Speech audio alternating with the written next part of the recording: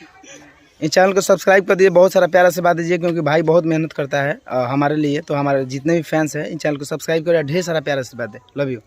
नमस्ते, प्रणाम। मेरा नाम पुष्पिंदर और आपका स्वागत है मिस्टर पुष्पिंदर यूट्यूब चैनल पर। दोस्तों, बताएं धड़कन धनंजय जी की ओर से बहुत बड़ी खबर आ रही है। बताएं धड़कन धनंजय जी का 2 सॉन्ग आज ही छूट गया है। पहला सॉन्ग है 20 रुपया फीस बा, जिसे लिखे हैं मिट्ठू मिसाइल और उसे गाएं अपने दिलों का धड़कन धनंजय धड़कन। और स्क्रीन पर वीडियो का पोस्टर देख रहे होंगे, आप लोगों को कैसा लगा कमेंट कर बताइए। और बता दें दोस्तों, ये धड़कन धनंजय एंटरटेनमेंट पर आज ही सुबह में रिलीज हो चुका है।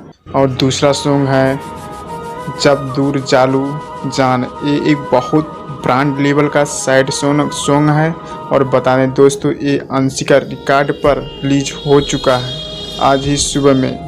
जो भाई लोग ये दोनों सॉन्ग को नहीं सुने, जाके पहला सॉन्ग 20 रुपया फीस बा ये धड़कन धनंजय एंटरटेनमेंट पर रिलीज हो चुका है। और दूसरा जब दूर चालू जान ये ऑडियो सॉन्ग है, ये अंशिका रिकॉर्ड पर रिलीज हो चुका है।